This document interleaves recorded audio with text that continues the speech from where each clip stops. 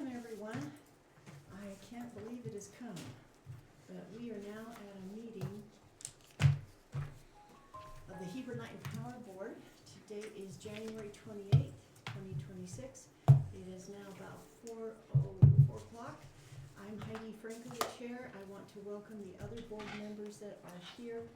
They are our new board members, Mayor Craig Simons of Midway, Mayor Doug Clements of Charleston, and Kendall Crittenden, our Wasatch County representative, and then online we have Aaron Cheatwood. All right, I'm sure that we'll get our other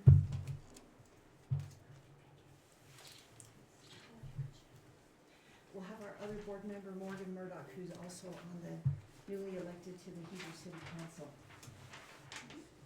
All right, everyone, the first agenda item is the approval of the November 19th, 2025 board meeting minutes, the November-December 2025 financial statements, the November-December 2025 warrants. They're combined there.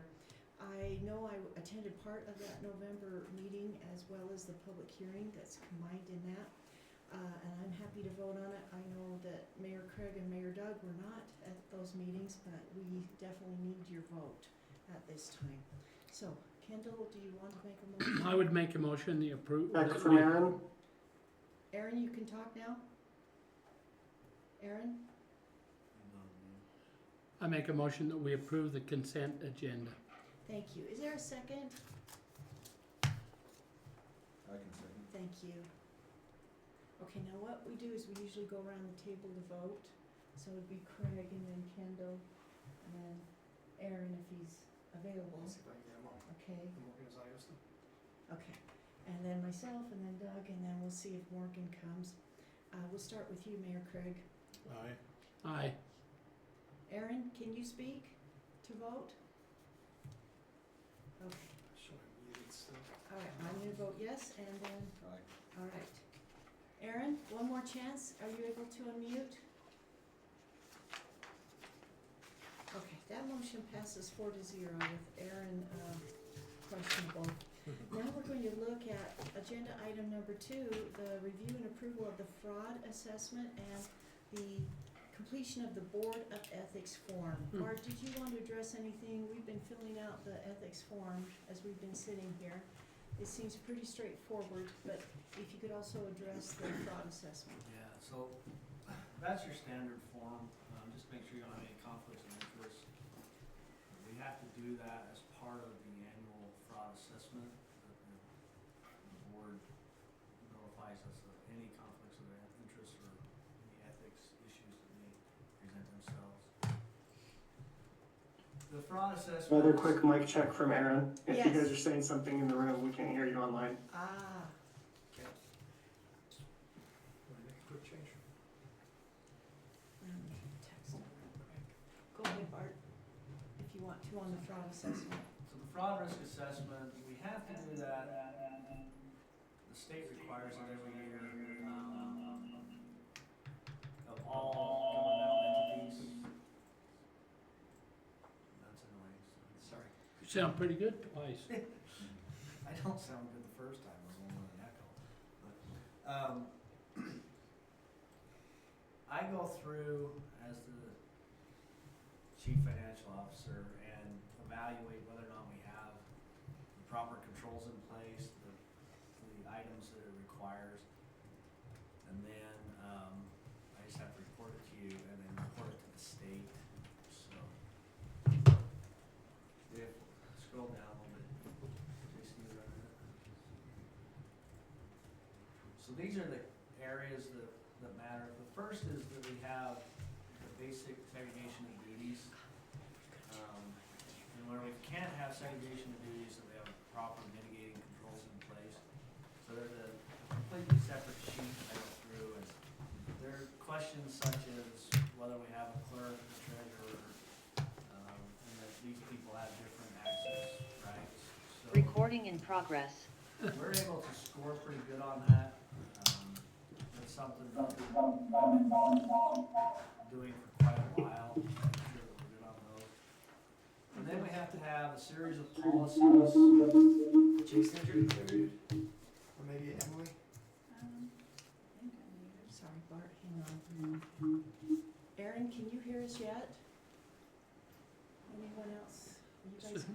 is a new deal we've not had, so. And yeah, it's we'll not get going telling on. me if you can hear yet.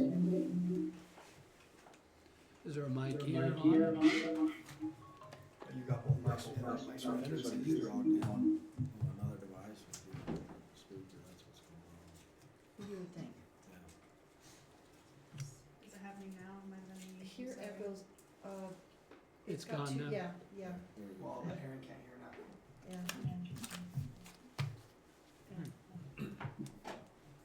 So then, like I say, we have all these different policies, conflict of interest obviously is this form that you're filling out.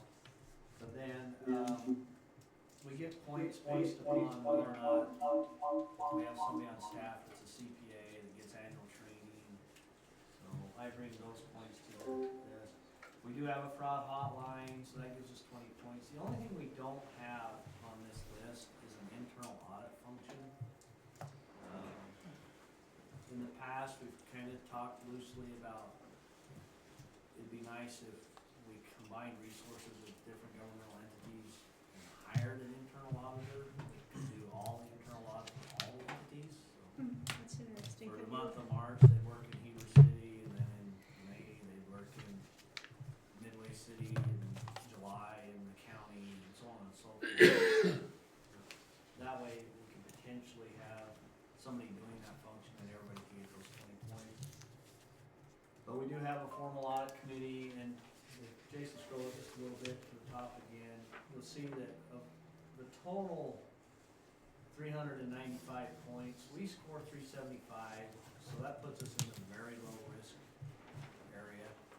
So it's not critical, we have that internal audit function. They give you 100% if you got another 20 points. Yeah, Right. But Kendall, have you ever in the county thought about having an internal auditor? We've got, who's our auditor? I think we're working with that some on the, out of the clerk auditor's office. Is that a I'm sure they're not full-time, they have other Well, duties, right? yeah, we got an auditor at the county, I'm trying to think who the one that does our affordable housing audit and our, I mean, that'd be one you could combine with, what's his name, Is it he's a local guy. Provost? Huh? It's been- No, Ben, Oh, Ben look, Probst. right. yeah, See, an internal audit's different than your financial auditors, and they typically will audit processes to make sure that your controls are in place and working, so that the financial auditors can take that as a, hey, this is looking good, we can trust the numbers to do this, so. But anyways, that's our fraud risk assessment, we've been in that position for many years now, just lacking on that internal audit function. do you want this? Yeah, go to you. Okay. Riley will collect those. Yeah. Okay, thank you, Bart. Let's kind of pause right here and welcome everyone that has joined us now. I want all of you to meet Morgan Murdoch. He's a newly elected city council member. Morgan, this is Jason, Good meeting, Jason. and he's our general manager here. Okay, Adam, the attorney that you responded to in the email earlier. good to meet you. I would appreciate it if we could just go around the room so Morgan can start, and as well as Mayor Craig and Mayor Doug can learn all of our staff and our positions, if that's all right. Sure. And then we'll come right back to this agenda item. So, Adam, is there anything else you want to say? No, just if you ever have questions or want clarification, or if I can help with anything, please just give me a call, text, email. Okay. Okay, Bart, do you want to introduce yourself? So Bart Miller, I'm the CFO for Heber Light. Same as Adam, you have any questions, comments, shoot me an email, text, phone call, I'm ready to answer any questions. Okay. Josh Guston, I'm the generation manager, so if you guys are interested in touring the plants or seeing anything like that, you can also reach out to me and we can arrange that. We can show you some of the infrastructure and items that are down there that support our generation, so. Yeah, that'd be great. Jake Parcell, I'm substation manager, Heberland Power. Same as Josh said, you guys get coming around and want to see substations, hydro plants, or any of the items that I deal with. We're more happy to take you around. Thank you. We'll likely do that come spring, right, with better weather, and we can let them see the new Let the new Southfield board station. Southfield would be a great Yeah. place to go. Right, I don't know if we'll have time to look at the land, right, that we purchased, but hopefully it could be a good tour. Yes, for sure. I'm Patricio Hernandez, and I'm the company's power systems engineer. Good to meet you. Riley Wright, I'm the distribution manager, so anything that deals with power lines, that's us. You're the guy, okay. Yep. You too.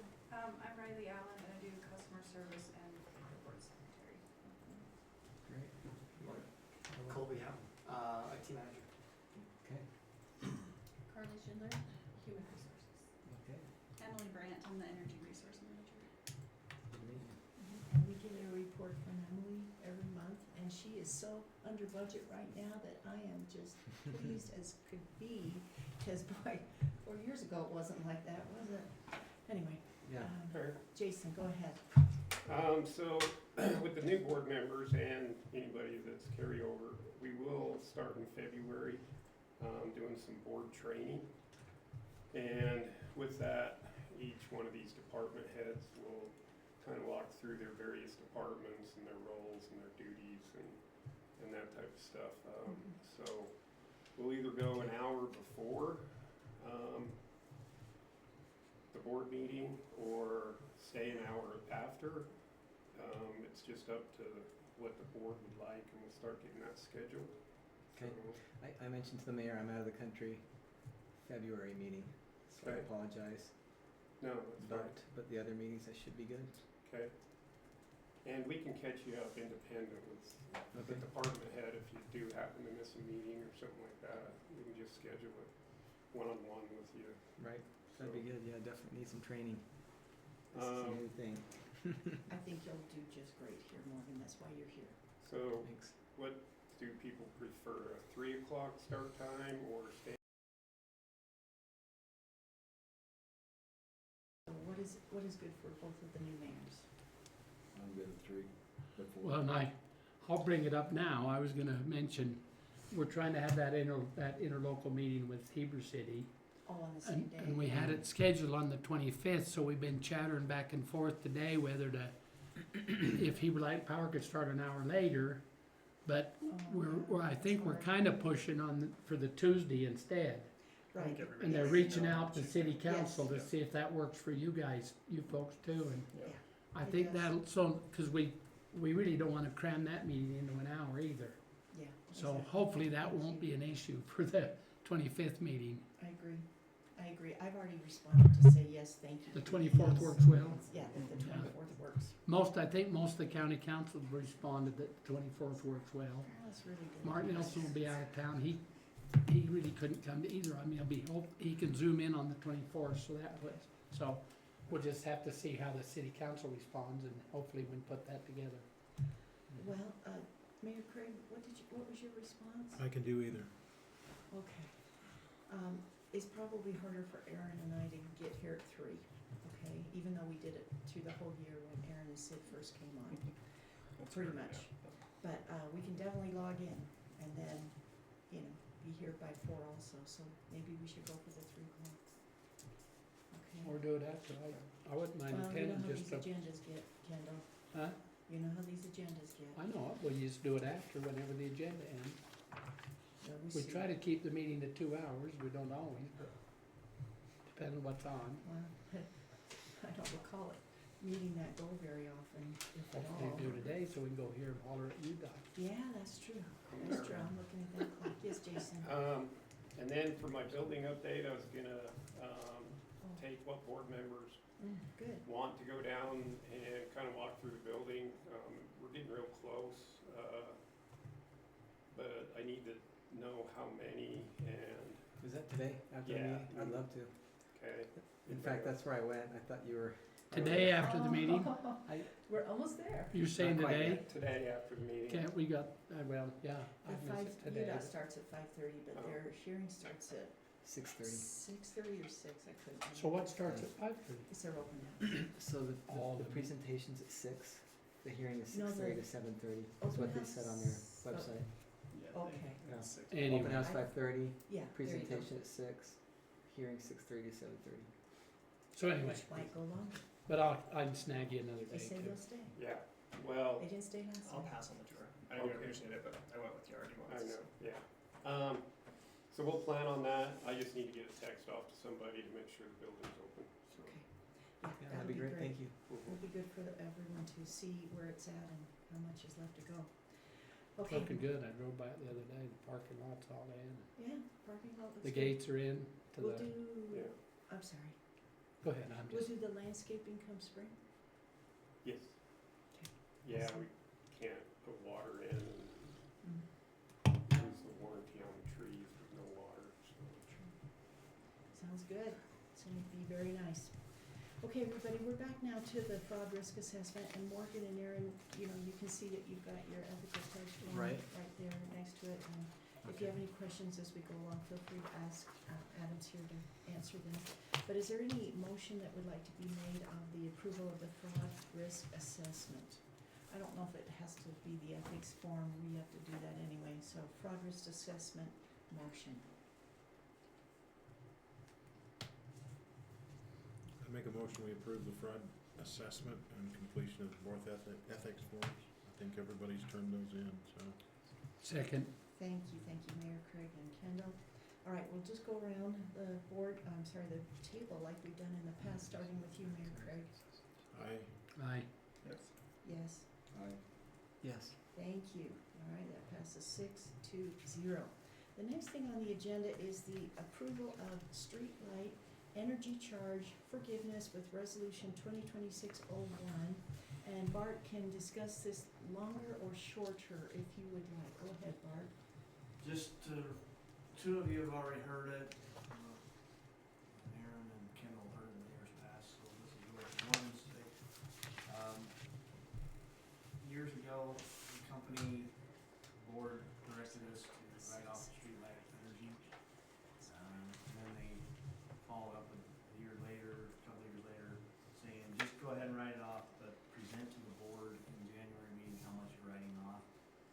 And so that's what this is we're just basically telling you that streetlights used by these different municipalities in the county, that were written off during 2025 are these amounts, to the tune of about 68,000 total for the company as a whole. Okay. That's, like I said, I can go back and bill if you decide to, or you can just, agree with it and we won't bill on it. It's just an ongoing approval of the resolution.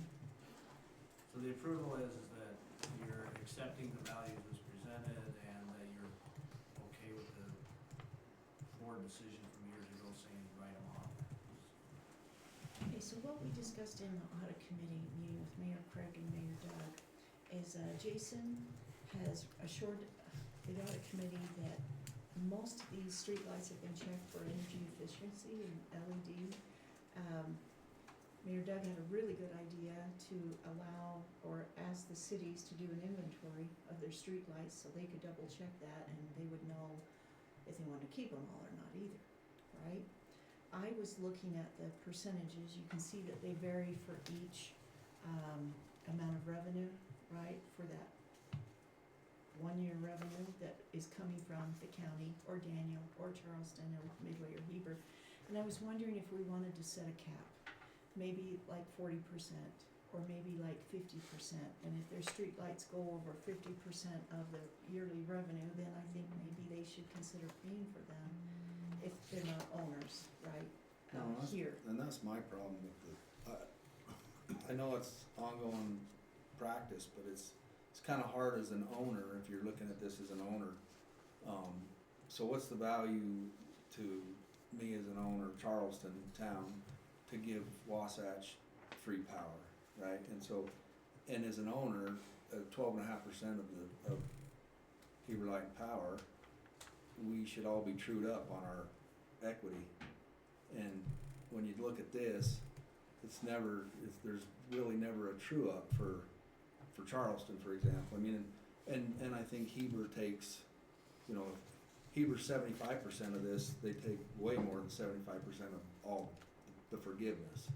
And so I think there's gotta be a mechanism to true up. If that's what we wanna do, great, but, for the owners that are forgiving the power, there's gotta be a way to true up the bottom line to equal. That, for example, just look at the first one, Heber City, what is the percentage of revenue? I would assume that column, 2024, That means Heber City brought in $243,312 in revenue. Is that into the No, company? I What do think- those numbers mean? I think that Bart's added up from 2020 to Those are 2025. 2025's total. So in it's not- 2025, we Right. billed Heber City $243,000 for their power usage on the city building, the public service building, all that stuff, okay? And so that 12.31% represents the amount of that, the streetlights as compared to what we billed them in. So that's for the, to light their building there and other city Yeah. buildings. Yes. I'm assuming it'd be city public works and all of that. Okay, so just to verify what Kendall is asking, cause I'm wondering, that 243,112 is all Heber citizens. No. total. No. That's Heber just City public. Heber City's buildings. Buildings, but then what are these other numbers, 2021? Those are the amounts we wrote off in those years. Oh, that you That's the wrote off. write-off. Aha, For okay, that makes streetlights. a lot more sense. So the 29,958 is the avoided cost if they paid for their power on their streetlights, right? Yeah. Energy. yeah. Energy cost. So the, And to make it clear, all streetlight repairs are billed to the individual cities and paid by the cities. Right. Right. So this is just true energy. So this is just true energy. Yeah, yeah. so the 12.31% energy, the 29,958 is 12.31% of the 243. Is that what that means? It's 12.31% of the amount that we billed them in the year. Basically showing that they're getting a 12% kickback on. And that's at 29,950. That's the kickback, and it's 12.31%. Of what Yeah. they paid, Yeah. that's all it is. One more time, I need to verify something. So even though you have 2020, 2021, how much Needs has to be been written off circulated. in the past, and the total there, the 6-year total, what is the difference between 2024's 25,577 and then the Heber City revenue up above it, the Yeah, it's a letter from 243, 312? What's the difference? So the 2024 number represents. This is the amount write-off. We wrote off last That's year. the forgiveness. This is the write-off We for wrote those off the- 5 years. Okay, so in 2024, 6 we wrote years. off the 25,577 Correct. to Heber City, so what is that 243,000 number again? That should say 2025 total above it, that's an error on my part. When you say revenue, that's the total invoiced amount to Heber City. For all their power they use, Yeah. so. To light your city To the building and your city. public works Okay, but building then- and other. See, Pumps. I'm having an issue here because you've got a 6-digit number for the total up above and you only got the 5-digit down below. So I'm trying to figure out, how does that 2024 of the 25,577, how is that a part of the total up above of the It's not 240? part of that. It is That It's should not be part of it. 25. It should say 25 total, not 24 Okay, total. but this is what you billed Heber City, the 243,000. 43. For And- use of But- power but at we the only- city oh, building, that's- the that's- public okay, service that's not- building. Yeah. It's not counting streetlights, even though Kendall's told me that, I'm getting So it the now. streetlights are For the the 29. buildings and, okay. In other words, that 243, 312 would be 29,958 more Okay, if they didn't write off the street light. okay, okay, so now I finally It'd got be good light. Yeah. Sorry it close to took so long, 275. everybody. Okay, so streetlights are 12% of Heber City's bill, basically, right now, just the government bill that we're writing off, The write-off's 12% of their total bill. yeah, and Is like I that, say, do you think that's accurate? I mean, wouldn't their total bill be the 243 plus 29? It would be. And Yeah. then that should be, There you go. the rate. Yeah, we had a board member, I think it was 3 years ago, ask for us to put, well, what is the percentage of their total revenue? Yeah. And so that's why we threw that on Which, there. I mean, if you're big like Heber City in the scheme of this things, the percentage is low. Where you take a look at Charleston, we don't have anything. But it's 39% of your total Yeah, bill. It's I pretty know. high. Yeah. It's the No. highest percent. Exactly, that's my point, but because we don't have a bill to begin with, I mean, nothing Yeah. to divide it by. That 1,700's The Yeah, denominator's quite small. yeah. there's a percentage of what it is out of their revenue, but it's also the overall percentage that I'd kind of like to look at. I And it's think that we look at it overall as a- percentage out of Ownership, yeah. all of our revenue, or all of the streetlight revenue of you know, who's getting the certain amount, where it's not, how shall I say, it? It's, anyway, I'll have to think about that a You know, little bit more. And Mayor mentioned that you, had asked maybe each jurisdiction to look at what they got. Wasatch County just recently passed a streetlight ordinance, and we're cutting down on streetlights, That's good. which should help this number No, it should going help for sure. forward, and Yeah, and I'm not, all I'm saying is, hey, if we're looking at it as ownership, there's 12.5%, Wasatch County has none, and so, but Wasatch County. we have half probably your customers. We provide what for Heber Power and Light, so before you go create some big wall and everybody gets mad at each other, I was saying, hey, we just need to understand the big picture, that's all. That's what I'm trying to get at, is the Yeah. big picture, not just the individual percentages, but how they match each other overall, That's right. right? Well, and how do we true it up? How do we true it up at the ownership level, you know? And I really appreciate that perspective. Well, you never will, because you got three jurisdictions own it, and you got 5 jurisdictions pulling power. Right, and so if we're gonna forgive those bills, then Heber Power and Light has to get something in return. Or there's gotta be value somewhere to the entity, like giving away free power. Right, it's something that we can certainly advertise Yeah. for PR's sake, Yeah, oh yeah, Right. yeah. that we are, Yeah, I don't wanna create You a big know, fight over it, I just allowing- think we just need to figure out how we true it up. right, Yeah. right. So keep thinking about that, everyone, and we can bring back your ideas in future agendas, right? And I'll try to think about how that overall percentage is could be figured, because it's not coming right now. Anyway, would anybody like to make a motion on the streetlight forgiveness, resolution 2026-01, in the amount of $67,888.46? And as I asked, this is just a continuation of the resolution that's been going. We're just recommitting to the resolution You're basically with this resolution telling me do not bill for this, for this, yeah. In the future, for this year. for 2026. For 2026, Yeah, oh, this will come back around. Don't bill for January. this, for 25, I said. This is for 25. Yeah. Like I say, I can go back and bill all your cities, the county, for 2025 streetlights. If you don't pass this resolution, I will have to go bill them. If you pass this resolution, then I won't go bill them for that amount. for that amount, whatever their amounts are. So in the case of Charleston, I'll send you a bill for $1,730.19. Right, If you don't pass this resolution. right. So I'd make a motion that we approve resolution 2026-01. Thank you, Kendall. Is there a second? I'll second that. Thank you, Craig. Before you vote, I'll just give you real quick, I will do a little bit more research, spin the numbers a little bit, see kind of what an equitable change would be looking like for 2026, so Good idea. when we get closer to the end of 26, then we can, Is that appropriate to state in our, that If we, you'd like. that we, like, you know, You could. we approved the 25 with the expectation of, in 2026, we review the total forgiveness as well, you know, and how it ties into the big picture, especially with dividends, distributions. I like that. Craig, would you accept his amended ideas? Don't do dividends. Okay, thank you. So that's part of the motion. Now, My point, Jason? we're giving away free power and we're not getting dividends. Just also before you vote, you know, this would clean up 2025 books based on historical, what we've been doing.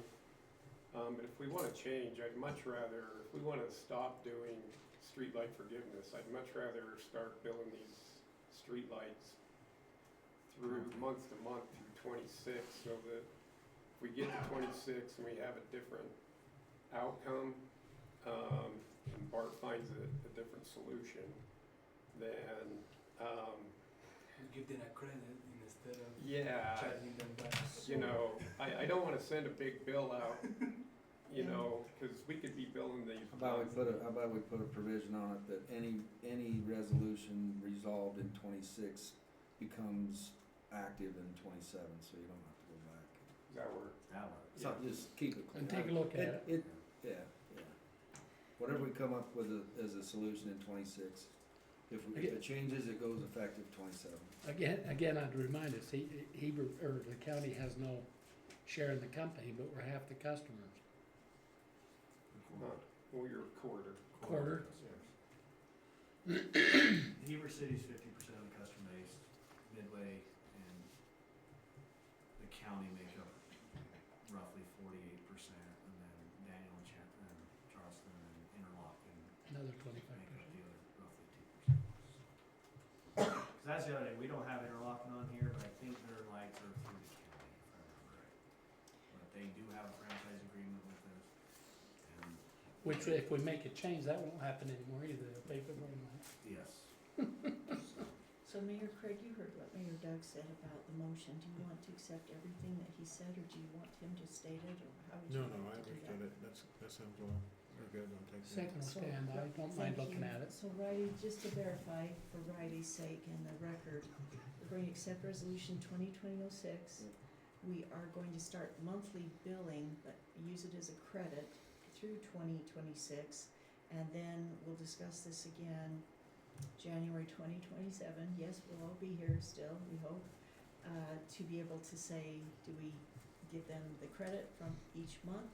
Do we put that, Is that what, or do we have charge them? I didn't think I'm we not were sure gonna I'm make not a sure bill. we make the bill, I'd say we forgive the bill, and it's in 2026. Okay. But anything that gets changed would just go effect in 27, so there's no retroactive back to January. Okay. You just can keep that in We'll mind next year. evaluate how to make this equitable to the owners during 2026, and then, if So- there's gonna be a change that's enacted during 2026, then it Mhm. would be Well, and it would by be, January 1/27. and it would be appropriate to figure that out before budget, That's right? what I was gonna Yes. say, Yeah. how about But it's- in I'm not gonna August, sit on this. September?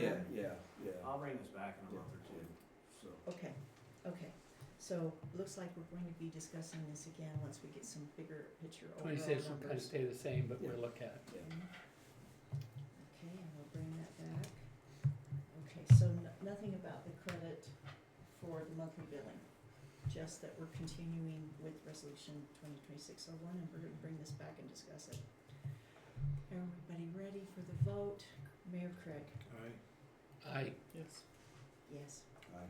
Do those, Six each to of zero. those streetlights have a meter on them? Is that how you know what they individually use? How do you calculate that? Right. The big banks, main streets, get metered, there's a few others that get metered out there. Most of them are just a calculation based on the wattage of the lamp. Of the bulb and figure they're on 24/7.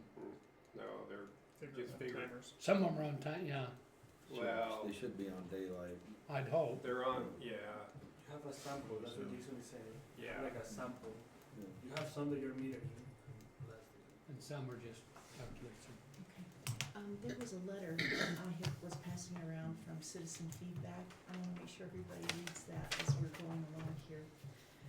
Okay, agenda item number 4 is the review of the cash reserve analysis and dividend calculation. Bart, we're gonna turn that back over to you, please.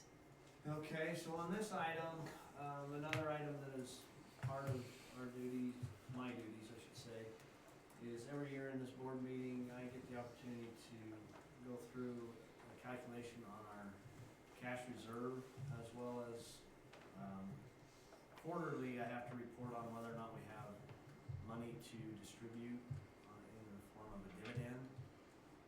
The bylaws as, or is it operating agreement? Operating agreement. Operating agreement, as currently adopted, allows us to pay out a dividend if there is excess cash after all operating items are taken into effect, which includes depreciation. As you'll notice during the year, so, and this is cumulative, so first quarter represents just January through March, and then second quarter is January through June, and then obviously January through September, and then January through December. Under the current operating agreement, there is no dividend eligible, but there was a change discussed in the last board meeting that was supposed to go to your councils. I know it passed. in Charleston did theirs, Heber City has theirs on the agenda for next week. It takes 2 of 3 to make that effective. Midway has it on our agenda as well. Okay. So if we go to the next page, you'll see how that would look under under that operating agreement adjustment, where we pull the non-cash items out of that calculation, you would see that there is cash available for distribution on each of those quarters, plus the way it is written, in the periods in which we're not able to distribute, we are to anticipate paying them out later, and so in theory, we would be owing you, because I think the last time we paid was in January of 23 or 24, I think it was 24. We'd have to pay you for 3 quarters of 24, 4 quarters of 25, and 4 quarters of 20, or, I'm wrong in there. It was first quarter of 23, we paid 75,000, so we'd owe you 3 quarters of 23, 4 quarters of 24, and all 4 quarters of 25. And based on this calculation, there would be cash enough to do that, make that payment. Because it's before your councils, I wouldn't really expect a vote on it tonight, because that determination will be made after your councils hear it. And so I'd probably expect a vote next month. The vote next month, though, would be as to whether or not you want us to pay you the full 2.5, 2 3/4 of the years, or 1 year's, or 1 month, or 1 quarter, or whatever. So keep that in your mind, but that is before you. But I will need I don't think I have to have a vote on this, I'm just supposed to report on it. It's the next page, page 3 of this document, or this section, anyway, is on our cash reserve calculation. This format is one that I've adopted based upon one that UFS taught me years ago in Myrtle Beach for training. It's their standard. For those who've been on the board, you've seen this before with each rate study. This is my calculation based on our end of year numbers. So we take 12% of our O&M that does not include depreciation in our purchase power, which the cost last year at the end of December was $8,700,000 roughly. So 12% of that is we need to have $1 million on hand. Then we take 10% of that power supply, which was 18 million. So another 1.8 million, we want cash for that. 2% of our historical rate base assets, that's 119 million, so roughly 2.4 there. Our current debt service for this year is 3.7 million, so we want to make sure we have at least 80% of that, so 2.9, almost 3 million. And then 20% of our 5-year capital plan.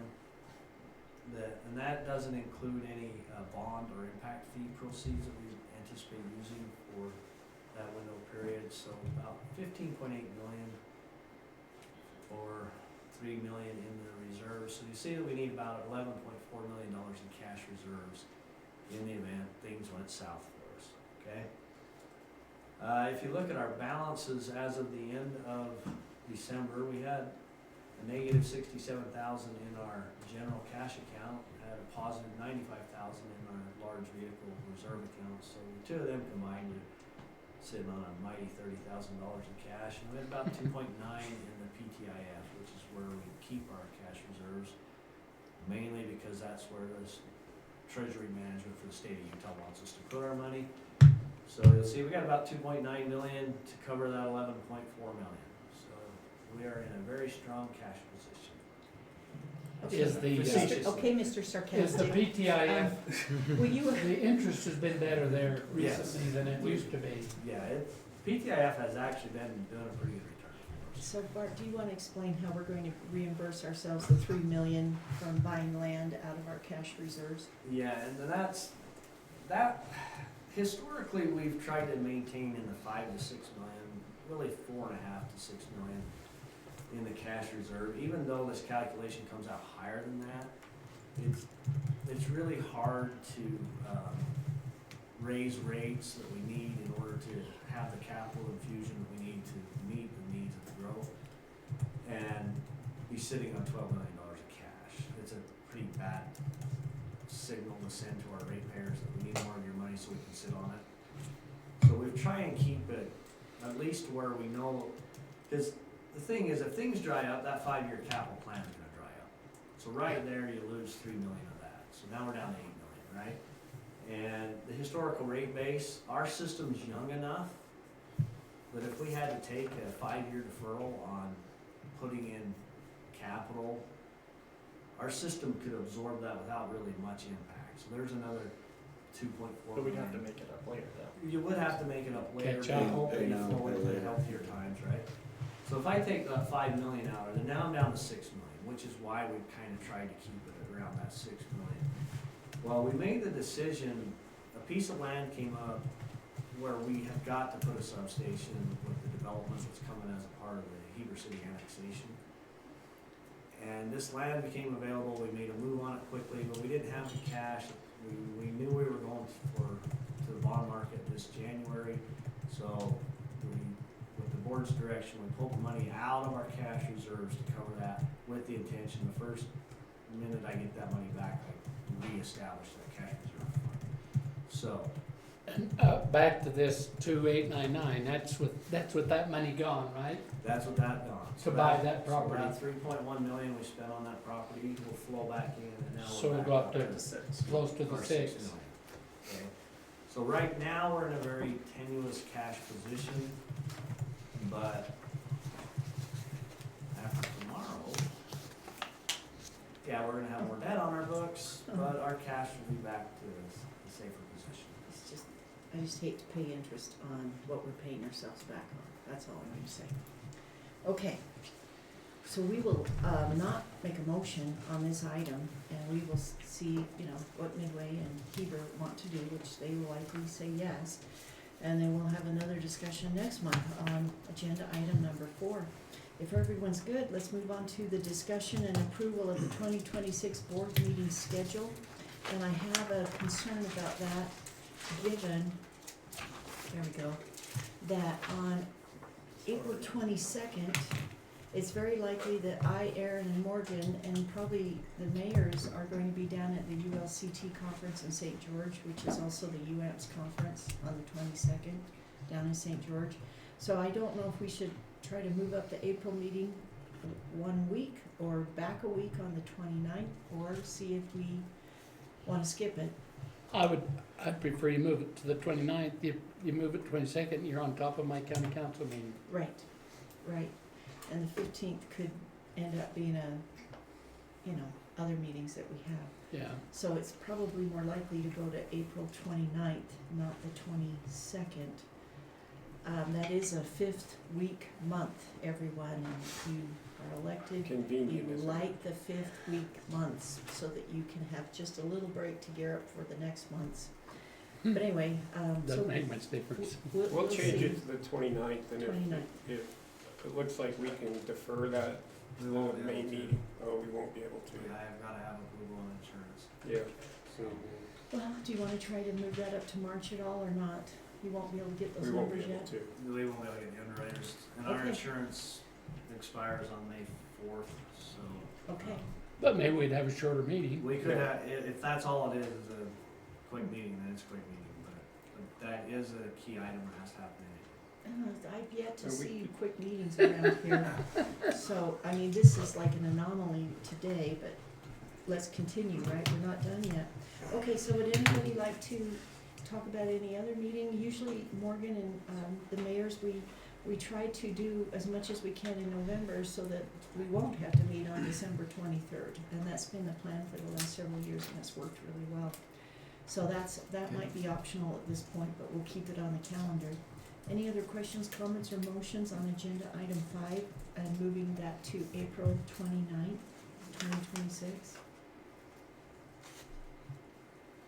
No concerns, so I'll make a motion that we approve the 2026 meeting schedule with the April date moving from the 22nd to 29th. Do we need to discuss committee assignments or do that as a separate motion on that agenda is- item? Oh, I'm sorry. It's combined in the agenda I'm sorry. item. Aaron, hold that thought. Got it. All right, so we're taking a look then, thank you, at the meeting assignments. I'm sorry. Man, I don't know why this Committee day is so hard. It's gotta be the month. I'm just saying, it's been quite the month. So we have the three committees, you can see them in the agenda, everyone, the facilities capital improvement, audit, human resource. The audit committee set with the three mayors, so that's already done. So that's not Christensen, it's, Yep, it's going to be myself, Mayor Clements, and Mayor Simon. But we do have openings on the capital improvement facilities committee as well as the human resource. Unless, Aaron, you'd like to have any change there from the HR? I like HR. Or Kendall, do you want What's to that? change any of those? You both- no, I'm fine with the two I'm on. Okay. As I recall, when have we met on the capital improvement committee? I can't. The last time the capital improvement committee really met in detail, a lot was on the transmission line and the point of delivery Yeah. substation. It's been years, Yeah, right. You got Morgan could be plugged into some of those, I don't know whether it Well, has to there you be. go, there you go. So, the audit wanna leave committee, you out, Morgan. we are meeting every month. That is intense, and we have big, long meetings. and just so the So- board, But just so that the has to be board the knows. mayor's. Yeah, Yes, just that so has the to be board the knows, mayor's. the audit committee also is the executive committee. Mhm. So, you know, that's not on here, but Yeah, But sometimes we'll call an executive committee meeting for just the owners, and it may not have anything to do with financials, which we talk about in the audit, so. so if anybody'd like to I'd volunteer. be happy to serve on the facilities capital improvement. Okay, Human resources kind of fun occasionally when we look at, Human Right. resource Okay. meets more often, for sure. right, So, right, and so. we look at wage studies, which Might are be less fun for the intriguing. next year or two. Huh? Would Might be any, less fun for would us in any the of next the year or mayors two. like to Yeah, volunteer might be. for the human resource, the HR committee?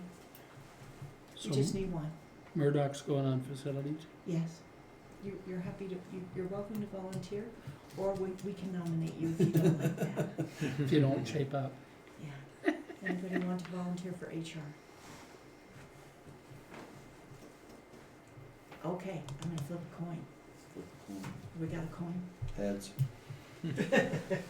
Calling heads. I'll nominate Craig Simons to join me on the Human Resource Committee. There you go. Okay. Okay, That's Thanks a easy. lot, all Aaron. right, that's Good, great. because there's no more coins in this world. I know, I'm gonna have to dig pretty quick. All right, Not so pennies anyway. now we have, on the facilities capital improvement, Kendall Crittenden, myself, and Morgan Murdoch. The executive committee is the three mayors. Human resource would be Kendall Crittenden, Craig Simons, and Aaron Sheetwood. Very good, very good. All right, Aaron, would you include that in your motion? Chair, I'd like to again? amend my motion to There's one more include. piece on there. What's that? This emergency interim, I'm not sure what that is, Do but we have different? Emergence, oh, thank you, okay, Never mind. thank you, again. you'll come get on. it eventually. Okay, so I'm thinking that we should Try it. probably just go reading down it, the didn't I? list as far as, this is where we might need that coin again I wasn't sure what this was. Well, I Is this, haven't, who would I nominate to come to What- me what for these? is- I can't Oh, make it. emergency no, oh, interim, Thank you very much. in Okay. case we have a Everyone, heart attack, I'm can't thinking make that our meeting. this interim succession, which I don't recall doing for a while, I don't either. yeah, so let's flip a coin between, Mayor Simons and Mayor Clements on who gets to be the second in command. Does that sound all right? This is if you, This is you? No, Yeah, this if I'm- is just if like, If I get something were hit to by a happen truck, with you, then then who who's would, going to be the who would next be the director? interim mayor of Yes. Somebody Heber? from your organization. Who's your Or the mayor? interim mayor? Oh, interim mayor. Mayor Pro Tem is Aaron anyway. Pro tem right now. So we're not, So so it's we're just the saying, organization. Who we're wants to flip the saying, coin? Just let me flip the okay, coin. hang Oh, on a no. second. Charleston does it. So, okay, You so can I'm, still if flip it if for we the have to general do election. Heber and then the Yeah. Midway Charleston and then Yeah. probably the county last, I'm going to say that I would like Director Cheatwood Oh, I did. It was to be retired. second in command, so he if it has goes, to be from Heber, you see what I mean? We're talking about someone from your organization, so if any of you board members are unable to serve for some extended period of time, who would step into your Oh. spot on our board? Well, Gotcha. So in your Okay. case, it's your mayor pro tem. Yeah, which So he's I think already on there. which he is, So these aren't necessarily in seniority then on this list, it's just who, I do not believe, Who comes from the county? I don't recall in the bylaws that we can appoint a I need designee to ask him that about is that. not an elected person, No, it would be your mayor pro tem at which the is city him right now. council. But Okay, we're going to then be he would, electing a new one. then we would put him in as your alternate. Okay, But this isn't a list of alternates, it's just who's gonna It's take the gonna place of succeed, each. it'd succeed you if something were to happen to you. Yeah, so I guess I need to go to the county and say, who do you wanna send in my Right now. stead if I can't go? Right now, the county chair is named, just whoever the county chair is. Okay, that works. okay. To so take my how place does- if I how does can't. this Your sound, place, Morgan? that's what's named right now For you, in we the could put Sid county. Ostergaard So- back on. For him, we could do Yvonne Barney, because they've served on the board before. So Good Cheatwood idea. would be Does that who, sound Barney or Ostergaard? Barney? Yes, his would, so mine would be Aaron, Aaron's would be Yvonne Barney, Morgan's would be Sid Ostergaard, which really helps. So Murdoch, Alright, so now we get to you, Mayor, or Kevin Payne. Kevin Payne, excellent. And So yours might be Simons. harder though. Scott Solon. Scott who? Solon? So, Scott's could a you good guy. spell that? Yeah. SLSOLUN. That's a, yeah. S, Okay. what But is he it? he was before too, so. He's a good dude. S Yeah, O, that's the same guy. what is it, S O? Yeah, yeah. No, he's a I good thought dude. we had to go like, who's president, vice president, speaker of the No, house, I it's thought it was just- like that around here. That other No. columns, who's gonna take, Okay. I've Did had you a flip mayor the make coin? me go to Yeah, council I meetings. know. So, so how does that Yes, spell? Mayor flipping the S O coin, L? the shoe. SOLUN, Solon. Solomon. I don't know him, I gotta meet him. He's a good guy. Yeah, Of he's, course, I didn't know you either. Covered really Okay, cool. excellent. we've met Okay. before. Yeah, we have. Thank you, Kendall, Lives for on bringing Christian- that up, lives on I that. appreciate that. So You Cheatwood got is, who's that, right? replacing Cheatwood? Barney. Yvonne Barney. Oh. Okay, And then Morgan would be Sid. Now, Now, do we wanna flip the coin so we can get that out of our system? No, I was so close to. Alright, Alright, Aaron, I your will amend motion. my motion to include the approval of whatever of the dates with the change in April 22nd, to then include the committee assignments as we've discussed and the interim successors as we've discussed. Thank you. Is there a second? I'll second. Thank you, Morgan. Alright, let's go around the table, starting with Mayor Craig. Aye. Kendall? aye, sorry. Yes. Yes. Aye. Yes. Thank you very much, that passes 6-0. All right, everyone, every month we get to have a wholesale power report where Emily shows us how we were able to supply the energy in the various categories and budget. And this is a really good report that she's prepared for us. It's quite detailed and fascinating. Okay. All right, so in the report that I gave you, I divide out wholesale power and natural gas, budget and actuals. They combine together to create the wholesale power budget, which is the total of our cost of supplying power to our customers for the year. So our budget was 15.8 million for both for 2025, and we're coming in around 14.3 in actuals. So we are 10% under budget. I will show you why that's unusual. Yes, that's really wonderful, good job. Even though we're clapping, it's not necessarily because of good things. For example, Oh, is it? no winter load. Oh, that's true, So that's true. it could very well come back to bite us this summer when we have no hydropower generation, which I'll talk about Because here there's in a no minute. water? You're So right. this is a cost report or a Yes, revenue report? This is a cost Okay. report, yeah. So this is our So overall, not necessarily, yeah, with no revenue, it's not so high. Mm. yeah, so, this is our single biggest cost of this company. is Well, it's just wholesale. like any asset heavy company, it only works with volume, right? It's gotta be making money or the sum kills it. mhm. I mean, you saw in those numbers Bart showed earlier, it was 18 million that we spent just, in 2024. So, we usually increase every year. This is definitely unusual, and it does mean the revenue is, although we had a rate increase, I think that's helping us out for revenue, but definitely kilowatt hours sold is down. And you have fixed cost of X, so it just doesn't cover it. Yeah, and we had a mild summer as well, so, we didn't have the load that we expected over the It summer. looks good right now.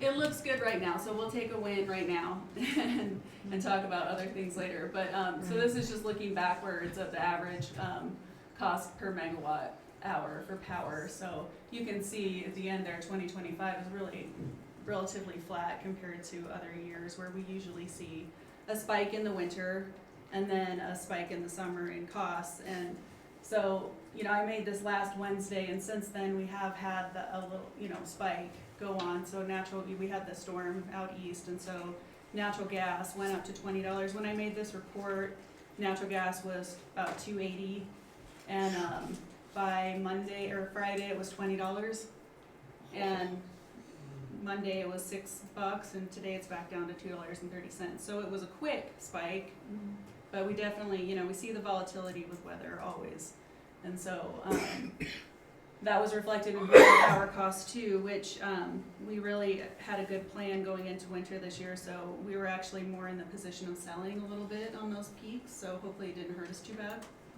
So it looks to me like we'll come out of that pretty good. That short spike is thank you, Canada.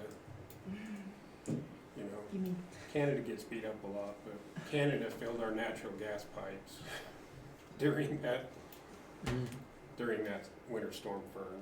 That was a $20 thank you. Yeah. yeah, We'll show well, you, Yeah. so that's what that was. yeah, that's called. Is there an alternate fuel option? No. No. No, all our units run on natural gas, 100% natural. So is it because they're, I mean, nationwide, that spike, it not just us, is it because they're Oh, the burning spike more? was much worse, back east, like at the Pennsylvania gates and in those places. You know, our pricing comes from Opal, Wyoming. But I do know that, you know, there was a lot of freezing on the pipeline system, through the Midwest. And so a lot of that gas supply, because, you know, we had supply issues in the Midwest, they had to import a bunch from Canada, so. So those of you who've been here when we've done gas hedges, you know, those kinds of spikes are why we do them, right? So we have gas hedged for around $5, so we weren't subject to that $20 gas. And that's why we were able to even maybe sell a little, you know, and make some money on it. We did have to go up to the 5 though, rather than 2. Yeah.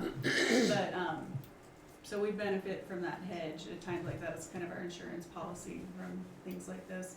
So this is just a look back at the daily gas price. So, you know, you can see in 2021 it went up to $160 a decatherm for a minute there.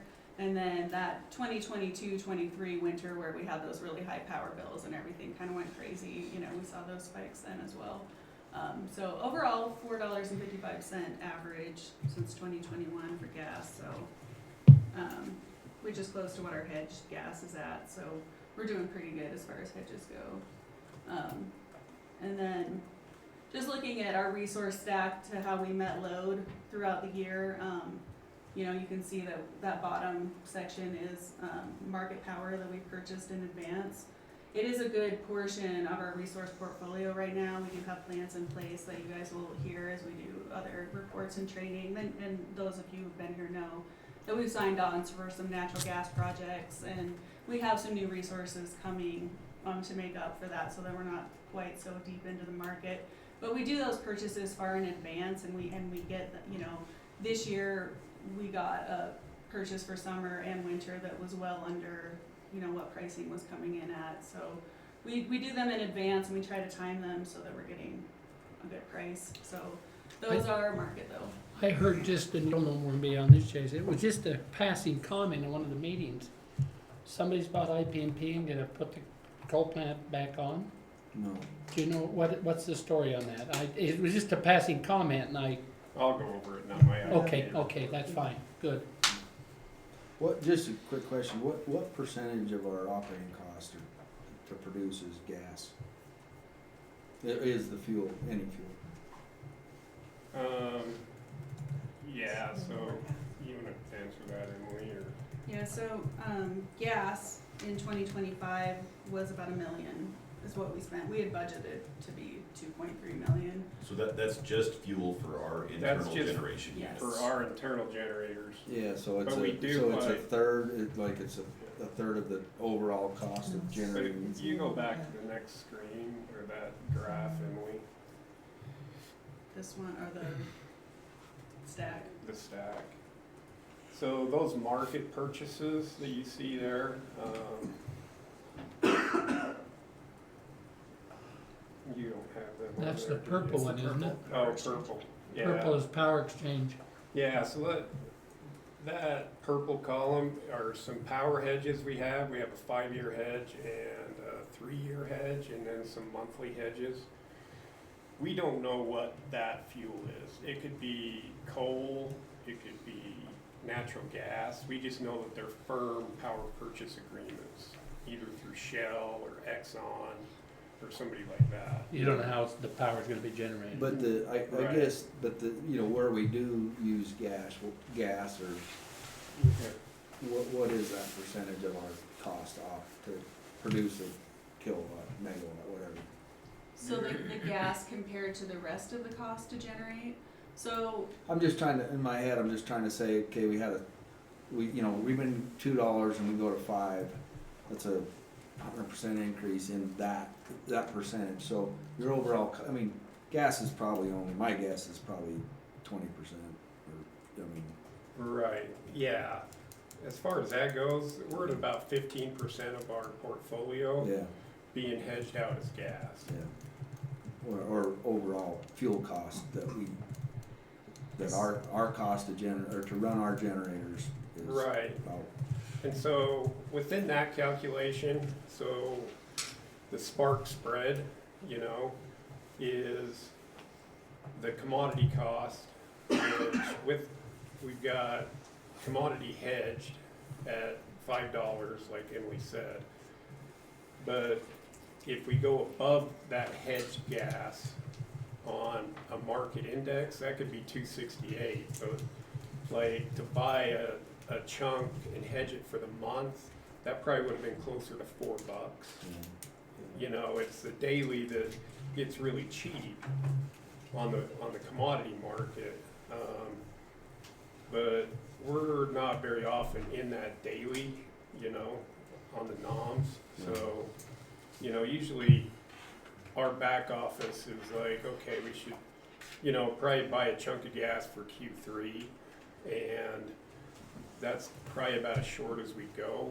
Like, we don't like to play in the daily spot, even though today it might be really advantageous to. It's just so volatile. no, I get it, I'm just trying to get my head wrapped around it. 2.3 million 2.3 of the total, for production, yeah, and gas was just over $1 million.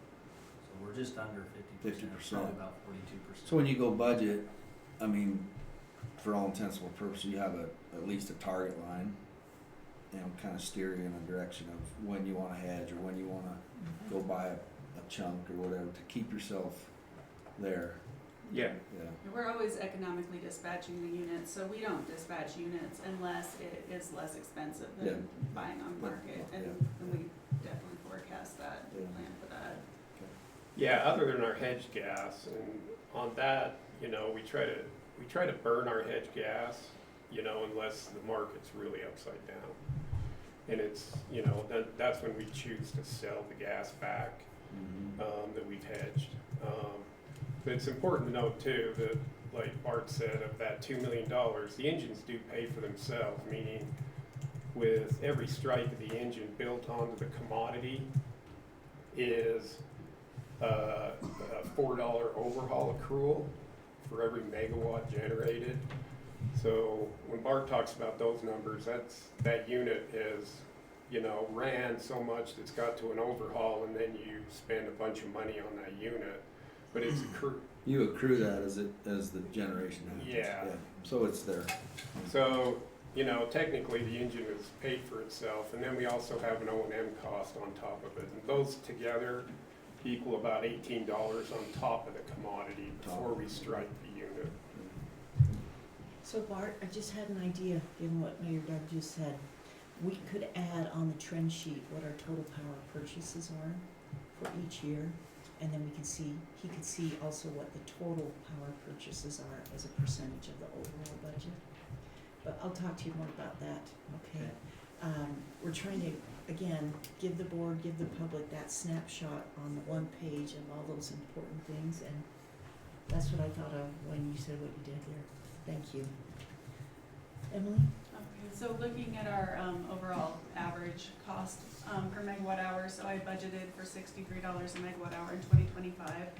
We came in around $60. You can see in 2021 and 2022 we were a little higher than that, but so overall we did pretty good this year. And then I just threw this in. I just had this meeting right before we came here with a federal hydropower update. So Lake Powell is looking like there's a good possibility that it could be a dead pool by December of 2026. They are going to form a committee and start talking about what we will do if there is no generation at Glen Canyon starting in October of this year. So that's a very inexpensive and decent part of our portfolio. So it will be sad to see that get reduced. Hopefully we can avoid it. They have shifted some water. We've been working with them, over the last year, just looking at modeling and how they can manage water releases so that it, is advantageous for hydropower and for the river, management for environmental experiments and all that. So it is looking pretty grim right now, but they did remind us that usually it's February and March that actually have the most precipitation, so it's not over yet. We'll see what happens. Hopefully we get some. Do you want to show them the chart just to previous where they'll see how much of our portfolio is the federal hydropower? Yes, oh, sorry. Is that green one? Yeah, That it's one. that nice bright green stripe. Kind Pretty of significant portion. Yeah. It is. It's So about it's Plan B. 25%. Mm. Do we have Plan B? So we can one of the reasons why the federal hydropower is a good resource for us is because we have transmission through the Western Area Power Administration, and so we don't have to pay the UAMPS transmission rate. So we do have the option of using that transmission and bringing our own market product on that transmission. And so that's what this committee is gonna kind of talk about, is maybe, doing a larger purchase. There's some things to consider right now. To make it all a little different. WAPA has joined the SPP, the Southwest Power Pool, which is a balancing authority different than CAISO, and so there's going to be some seams charges when you bring that energy from SPP over to CAISO. So now that's not all done. They did say this might be exempt if they do a larger purchase. So there's a lot of things in the works right now to try to mitigate this. We'll see what happens. My hope is that they will pause their environmental experiment where they're going to bypass over 500 gigawatts of power generation to try to save the humpback chub, or to not save the humpback, to save the humpback chub and kill the smallmouth bass. Anyway, so my hope is that they will realize that this is not working, and the humpback chub are no longer endangered. They're just they've been downgraded a little. So anyway, we'll see what happens. They're not letting go of that very easily, but maybe now that we're in this dire of a situation, maybe if you're in the dark a little bit, they'll reevaluate it. Yeah. So And we just, for Mayor Doug to kind of get a little more perspective, how many municipalities in UAMPS use the federal hydropower besides us? is it 10? I heard Mason say that it was about 25% of their portfolio too. Right, so there's a lot of us that need that to Yes. be taken care of one way or the other, and that's why that large power purchase would help to replace what we're missing, but hopefully at a reasonable cost somewhere, but I don't know where right now. It'll be at market. Market I mean, price? it'll be at market.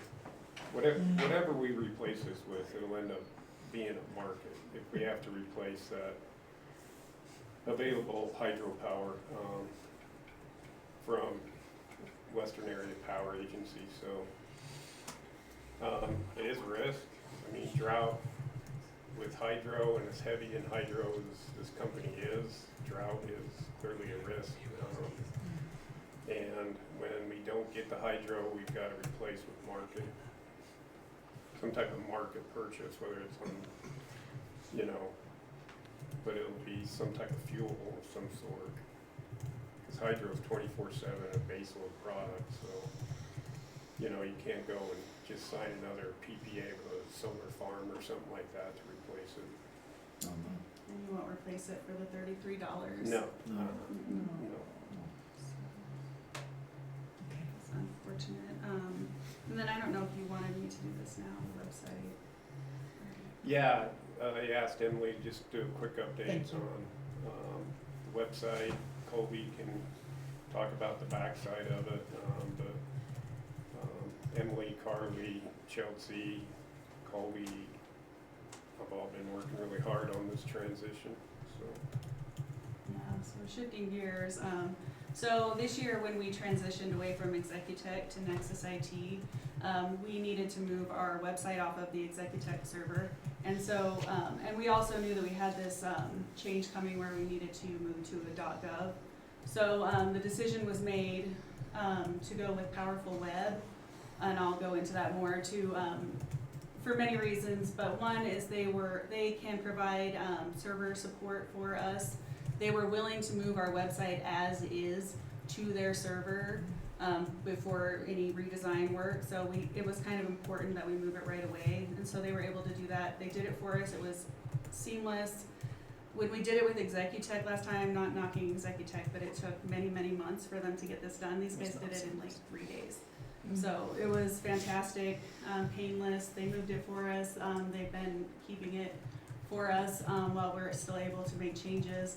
And then because we need to move to .gov, they needed to do some work, and they don't usually host people's sites that they didn't create, so they did want to do a redesign of our website, which is fine. I think it was a good idea to have a professional review of our website. They did reorganize our menus a little bit.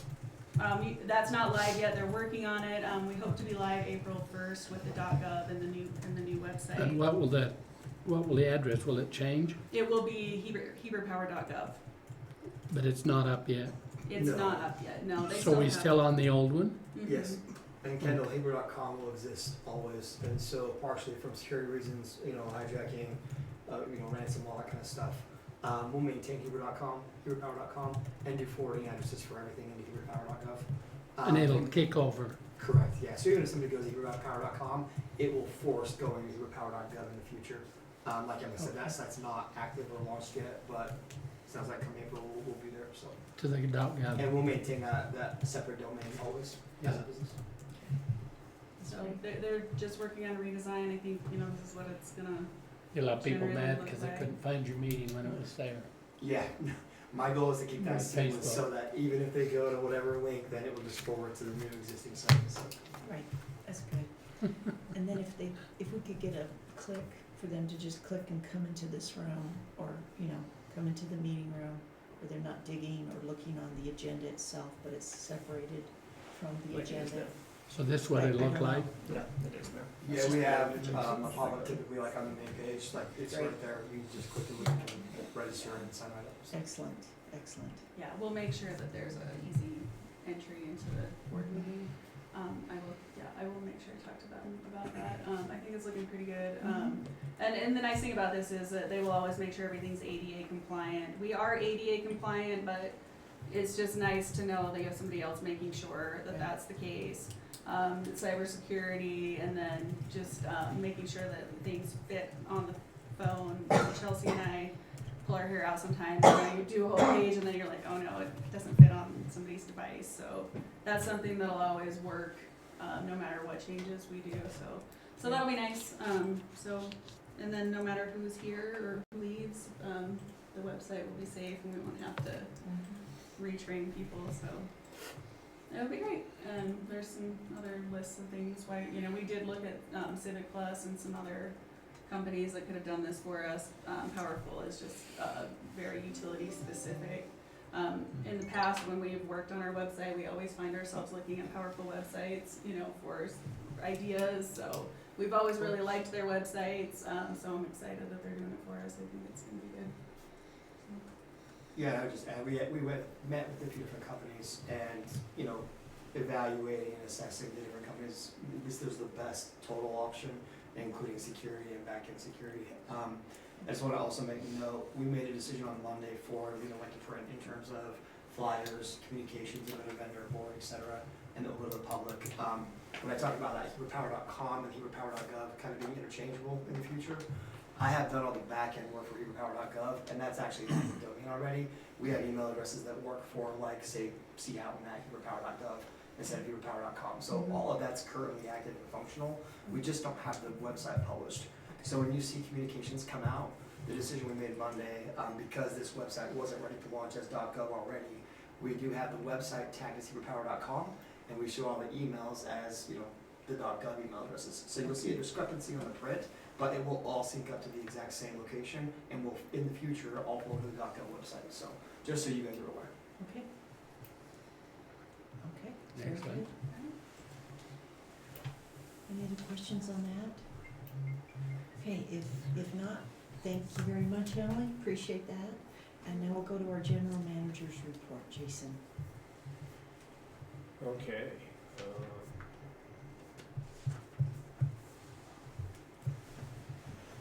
Let me pull back up the agenda.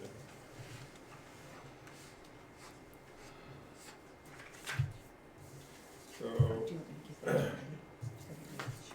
in UAMPS, in November, we talked about the UAMPS's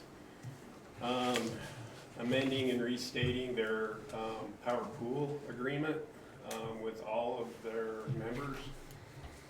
I reported that, you know, we really didn't like the first draft of that agreement, and, you know, it was just not good. It was clearly, you know, describing a black box that you can't decipher. So,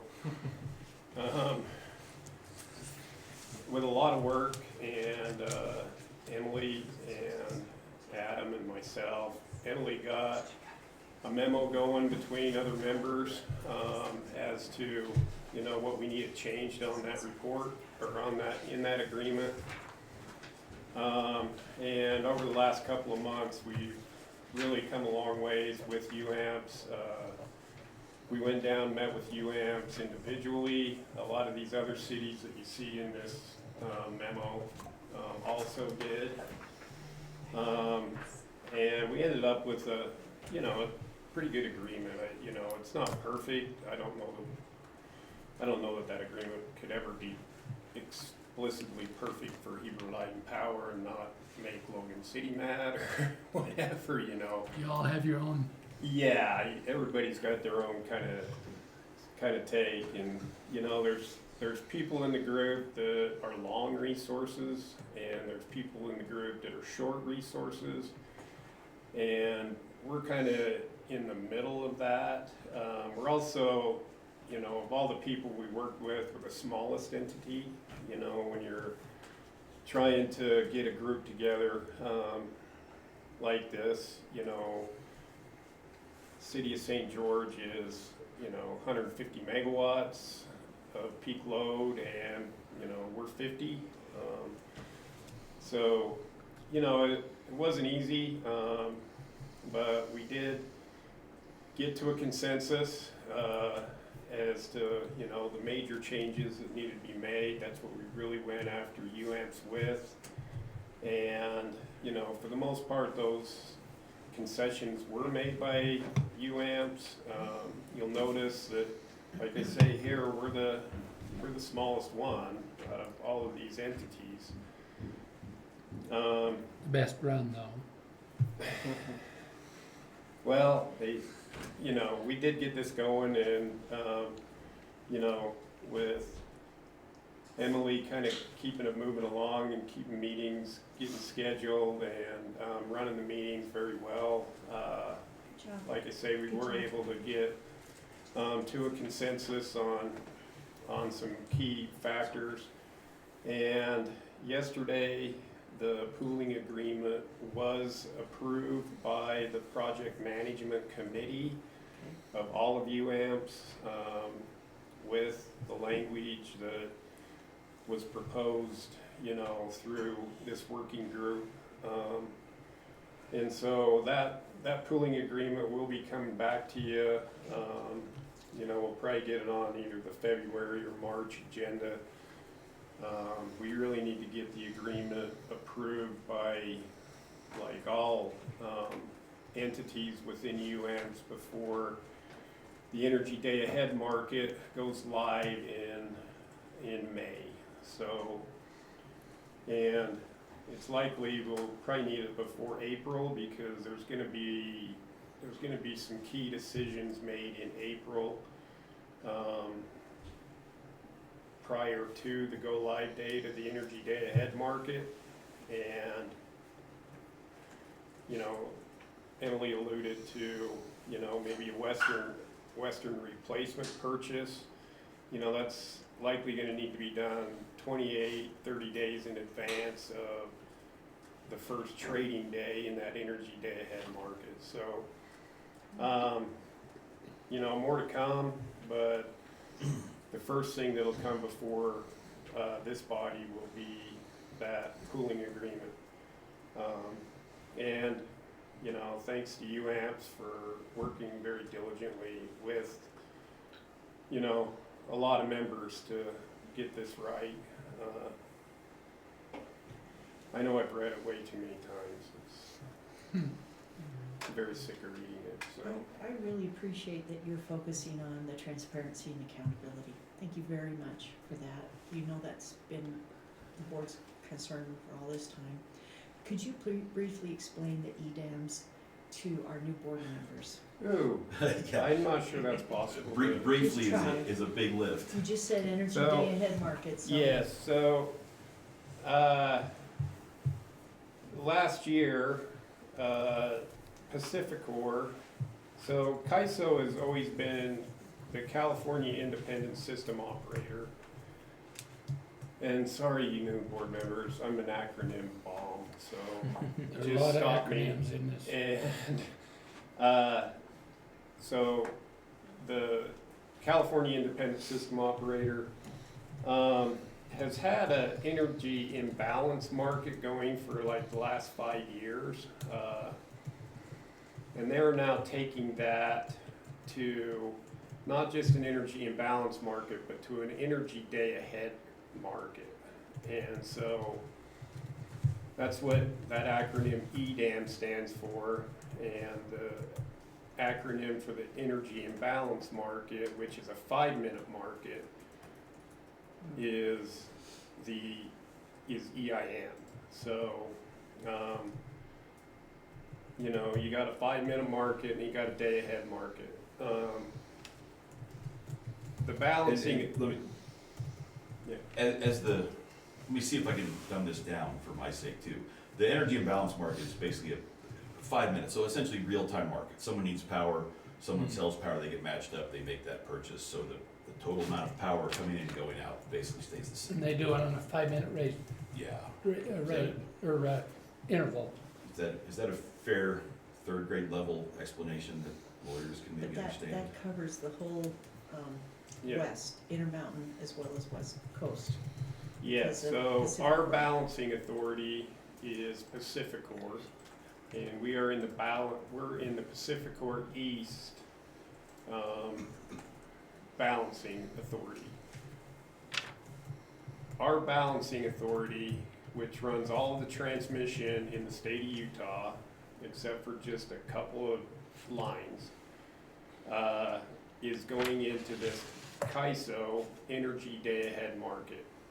That's forcing everybody that uses the balancing authority's transmission system, which is UAMPS, is now going to go into this Energy Day Ahead market. You know, there's really no way to get out of it, and that goes live.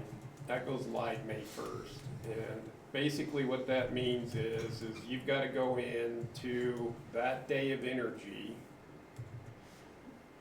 with resource adequacy. So you've got to meet what the balancing authority says is your resource adequacy requirement. So if the trade day is tomorrow, then today we've got to have the resources to meet that. If not, we get penalized. And then once we go into the trade day, we've got to have the resources to meet that. If not, we get penalized. And then once we go into the trade day, we've got to have the resources to meet that. If not, we get penalized. And then once we go into the trade day, we've got to have the resources to meet that. If not, we get penalized. then the KISO just takes care of everything. And Same goes for you double. and so all your generation, all your, you know, if you've got generation, it goes into that market. And if you've got something to sell, then it gets settled in that market. Does So- that include our natural gas generation down at the power plant? No, No, once Because again, that's- we're this unique little animal out there, and I don't know how I did it, but. yeah, he kept it behind. But no, Behind the door. Yeah. all of our internal resources are behind the meter. So we don't have to, you know, we've just got load. Does that include Jordanelle too? Yeah. Okay. Mm-hmm. And Snake Creek, And Snake Creek and and Lake Creek. Lake Creek. Okay. Yeah, so far, we're not inside of the balancing authority's network model other than for our load. So. Which is great. So has anybody bugged you about that NUMs yet? Uh-huh. Okay. Because did Tell 'em to did take they a force hike. other municipalities to put everything in Take a front hike, of the don't meter? bother us. I'm What did sorry. you say? Did they force Take it the other double? municipalities to put everything in front of the meter, whereas we're keeping, you know, the hydro and the natural gas behind? Yeah, we can talk about this more in Yes, we executive could. session. if So you it want was to, because of but your I don't want it connections, on the right? record, so. It was because of your connections that we were able to keep the behind the meter. It's really complicated, it goes back a lot of years. You say you don't wanna talk about it? No, Okay, thank you. yeah. Okay, well, Um, obviously this is part of what you're gonna be learning. And don't worry, we're all gonna be learning EDAMs. We all have been choking it down for a couple of years now. And It's coming. it's coming this year, and we all have a lot of concerns on how it's gonna work, and we shall see. Do you wanna go further than that, or shall we just proceed? No, I really think, you know, for new board members that haven't been hearing this all along, we will do a deep dive into this when we, do resource training as far as the portfolio and, you know, Excuse me. what EDAM is gonna mean to us. There's a lot of risk associated with EDAM. Right now, there's still a lot of unknowns, and we're only a few months away from going live. Those unknowns are not our fault. They're not even UAMPS's fault. But the balancing authority that runs the transmission hasn't really defined some parameters that we're gonna have to live under yet. So, it's a moving target, and, you know, just at the UAMPS level alone, Joint Action Agency level alone, the amount of staff and software costs that have been spent leading up to this has increased our power costs, you know. And, you know, that's just the tip of the iceberg, in my opinion, as to what we're ultimately gonna see out of this. So, thank you, Pacificor, for going into the California Independent System Operators realm. Pulls us in with California, and we all know what that state looks like, so.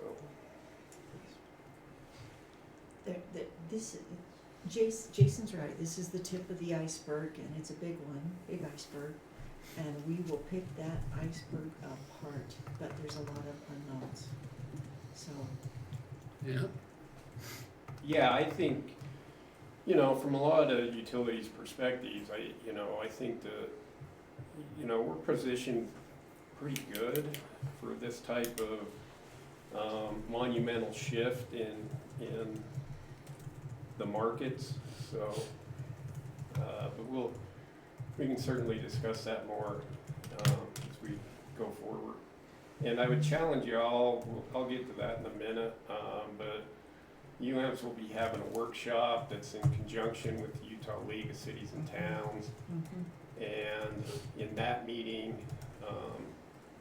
you know, they'll do a deep dive, you know, at the 10,000-foot level for what, you know, you elected officials probably need to hear. IPP, so in your board packet is this, information on, the IPP plant. And, just so you guys know, I sit on the IPA Board of Directors, which is the controlling body for the IPP power plant in, down near Delta, Utah. Now, this was a coal-fired unit. Here's a picture of the coal-fired unit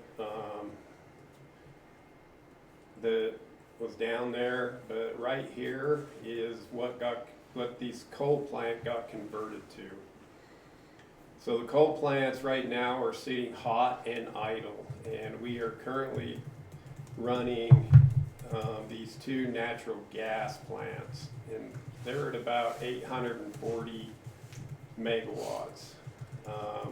These two were 1900 megawatts. So substantial decrease in overall capacity. What are their natural gas again? They're natural gas, But combined what's the mega- cycle, yeah, combined cycle natural gas, How many megawatts did you say? 840. And the other one's 1900? The other two make 1900, these two make 840.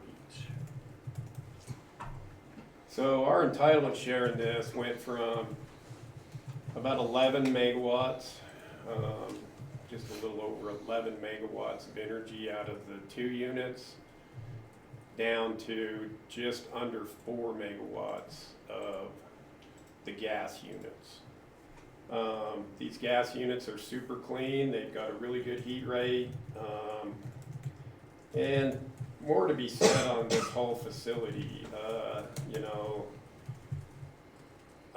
they're currently working on a study, the initial studies that you've got to do at this facility for a small modular reactor to see if it meets the environmental and starting to do fatal flaw scenarios for that type of stuff. So that's budgeted, and that type of stuff is ongoing. Also in the packet is this letter to all of the IPA elected officials.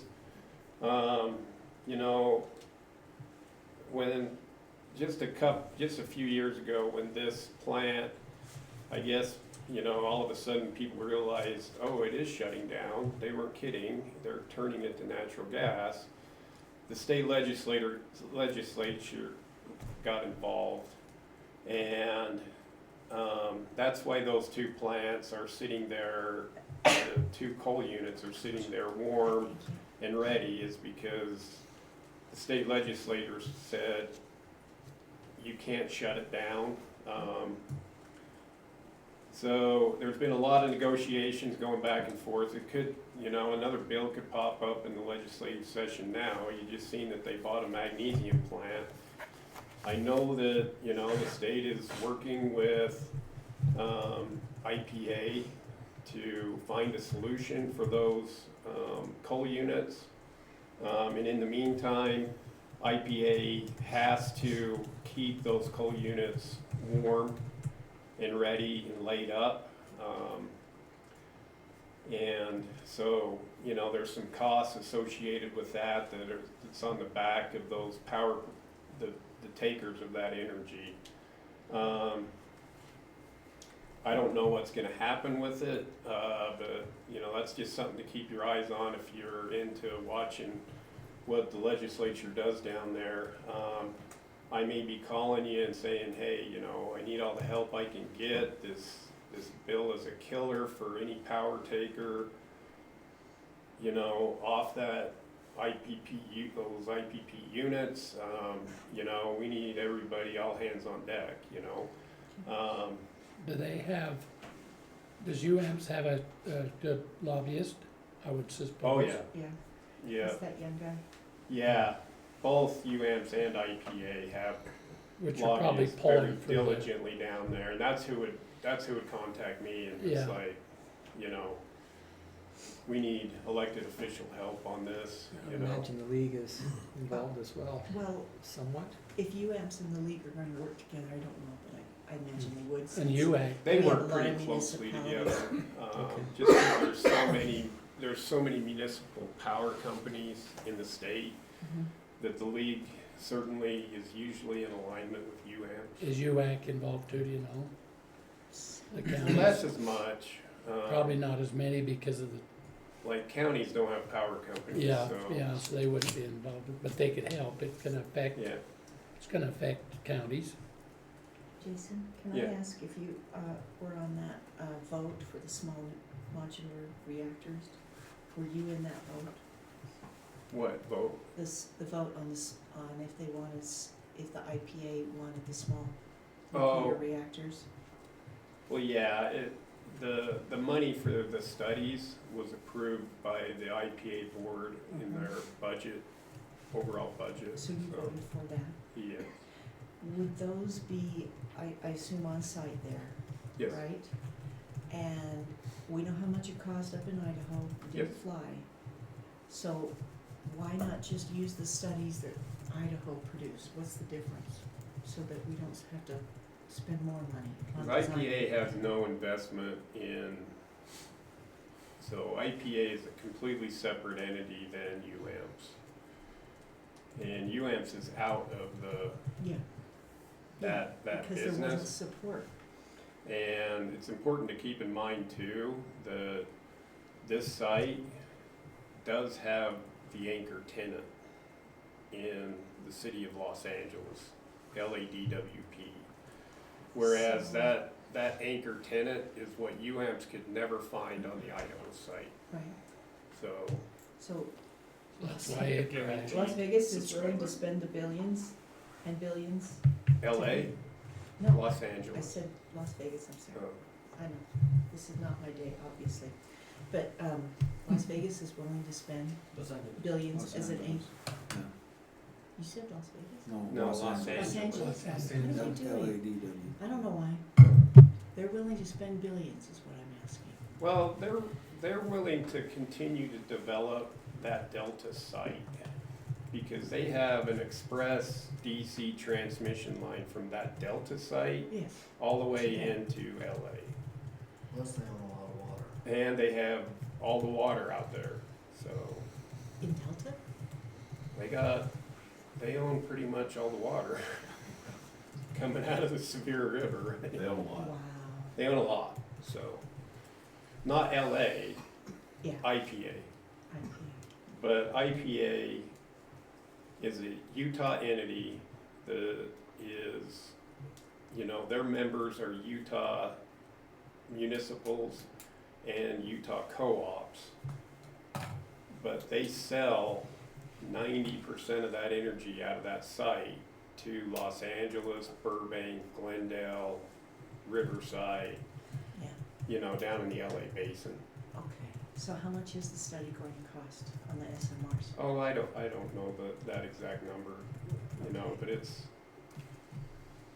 but like I say, LA's paying probably 98% of the bill, so. But then you're thinking that in the future, UAMPS would have the ability to also piggyback on that and get, UAMPS would Price. not, okay, so then just but Heber, any IPA member yeah, would, Heber yes. would be able to. yes. And they'd store the waste on site again? It's the only way you can do it in the United States right now unless laws change, Yeah, so. well, no doubt the state legislature will want that. So, We'll see. read through this, and if you have any questions, Any, by all means, get with me. any information on the hydrogen? Yeah, That's a good one. hydrogen is an option. It's an option we won't take. Right now, IP, the power coming out of the natural gas units is about $90 a megawatt hour. And hydrogen will take that to north of 150, but that's not even been defined yet. So But they are gonna start blending hydrogen. Los Angeles is, you know, they only did this so that they could blend hydrogen in with it. And, there's a We're down there right now, we're doing the pipeline from hydrogen, Oh, are you? yeah. Yeah. So, I mean, there's, like, It's real. gonna happen. Oh, It's gonna real, be a yeah. 30% blend. Yeah, Yeah. And Well, you can take, if Utah ever comes up with the kind of laws that California has, then that option would be available for us as the taker on that plant. I mean, they gotta figure out how to get it cheaper, Yeah. the hydrogen, Mhm. but the science behind it's pretty cool. Oh, yeah. Well, there at Delta, they got those silos where they put her underground and It's in salt storage. Yeah. Yeah. On okay. Earth. No, Yeah. that's what, we're taking the pipes from there to the plant. to the IPP, or to, yeah. Yeah, they, Wow. how many of So those, that's like how real. many of those they that's- got now? 3 or 4, don't they, that they've been, Yeah, Chevron came in and bought that whole project. there's, I remember when we went down there and toured, there's something like 30, 40 of those they Yeah, have. no, it's, yeah. They Big dome eat a there. lot of concrete every day down there, that's all I care, that's good. So Jason, to summarize the IPA discussion then, went off coal onto natural gas, significantly less production, and the production is more expensive because we're paying for keeping the coal side hot as well. And getting nothing out of it. Great news, whatever great news. It's to have absolute for us. stupidity to shut down that coal plant. Well, I mean, on the IPA or IPP front, we do have that callback provision. So to manage the risk associated with all this stuff that we've talked about, we're only calling back, we could call back up to like around 5 megawatts. We're only at a megawatt callback going into the summer season. With that letter though, I mean, if you look into it, it's really saying, hey, like, it's not a matter of if, it's when. Yeah. Yeah, it's coming, like, they're gonna have to fire it. Yeah, the state's gonna have to, Yeah.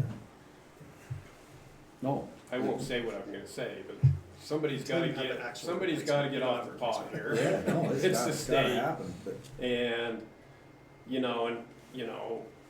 my druthers is my opinion, is, the state needs to back off and let IPA, and all of the IPA participants, California and Utah, find the right partner to take the load off those coal units so that they can fire back up.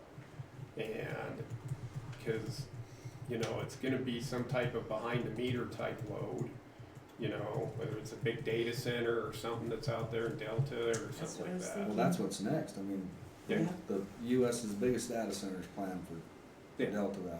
Yeah, I mean, so it's coming, they're it's talking just about, how long we have to keep them warm. yeah, no, they're talking about, for the data centers in Eagle Mountain, they're talking about mini reactors there. Yeah. I To mean, provide the energy. Yeah, yeah. At least I understand the new data centers aren't using the water they did, cause they recycle it now better than just new water all the time. There's still a big draw on that Oh, too, it's huge power. yeah.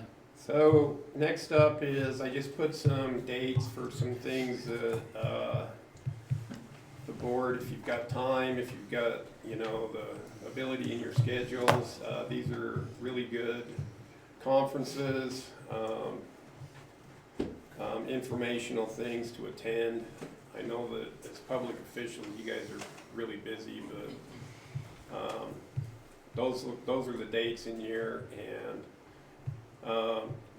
just let us know that you'd like to attend one of these, and, we'll get it set up and, make sure that you can go. Aaron's gone before. Was it real difficult? No. Not on me. That UAM's conference in Logan on August, that's very valuable, 3-day conference. Yeah. Yeah, I found that one in New Orleans super helpful actually.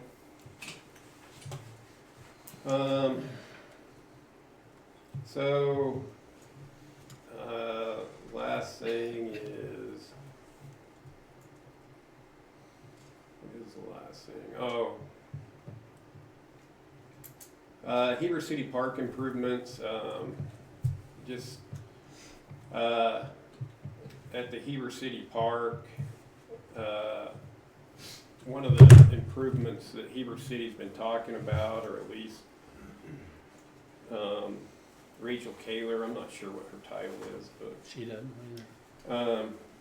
is to put in some power pedestals at the park for, you know, food trucks to plug in, get rid of the generators, running at park events where the food trucks park.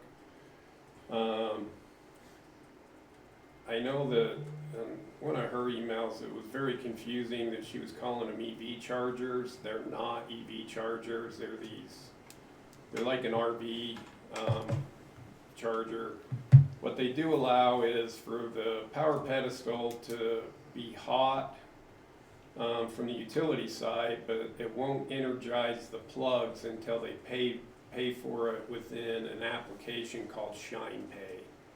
And it's like the EV chargers that Heber Light and Power owns and maintains. We use ChargePoint, so you can go on your app and. These are the ones around in some of our civic Yeah. buildings now. But this one does not have the ability for EVs to plug in at all?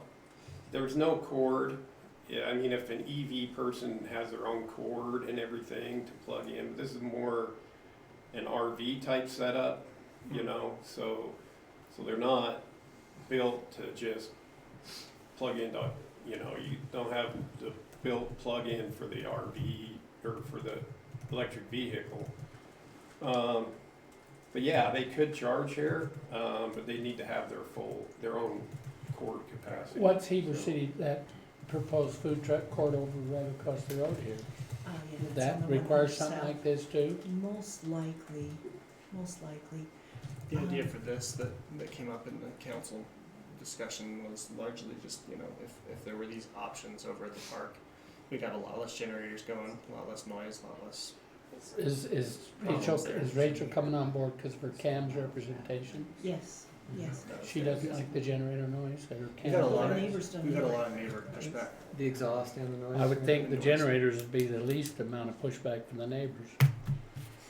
We've had- Concert 3 we've had days a people week say all we- summer long, so what would I be yelling about if I were George Bennett? Aaron, the parking spaces that are on 100 West, you know, those could work for EVs too if they have the cord, right? But not the ones on Festival Street where you want EVs to just come in and park there on Yeah, Festival Street. the map that they put actually was on Second South, Second south, or wait, sorry, for the first these. south, second south, third south, sorry, the south Third side south. of So of not the any park. On the far side. the West, far side of South side of the park. the park. not on 100 West. There then? weren't any on the west. Well, Probably the street was being redesigned anyway, so. so Jason wants the council, Morgan and Aaron, to decide where those could go because. And how many? And Yeah. how many, Are we thinking Because- food truck generators or cars or both? food truck generator charging stations for, Right. so no generators. Not generators, it's power station. Right, Well, it could Yeah. be to food replace truck. generators. Could also be, you know, could also be power draw from vendors, right? So they Well, bring yeah, their that's what I own, mean, food they, truck or they bring their vendors. own cords and they've got these stations Mhm. at And various I it's- install points. these and you're gonna have RVs parking there. Festival Street Coming will be through a town, one-way yeah. street you're gonna have and it'll be somebody full of. that's like, oh, I can plug in there and camp. Well, we don't allow them to do that. Well, I know, You know, but I'm they'll- just they'll saying, want they to. would. Yeah, you Right. got enforcement. Right, Yep. okay, So, but that's what these are, is they're RV chargers, okay. or they're RV pedestals. And so would the city pay for them to be installed? We can set it up To the however north? we want. We just need to have that discussion with Heber City. If Heber City wants to have it, I'll just quit thinking I about need it. a concert at my house. Not, you know, so Well, we need to know what the Cover cost the of the charger chargers in. is. I can't do that until I Yeah. get, I need to know how Maybe many she's on the Okay. How many back and side. where? And location. and where. And then I can price the system out, but Okay. I can't just guess. And Would Jason, you be thinking where there's potentially a road redesign happening there anyway? Would it make better sense to do the west road where that road's gonna be torn up? As far as costing, When it's tore up. when put it's it in. tore up? Or is it something that can be done?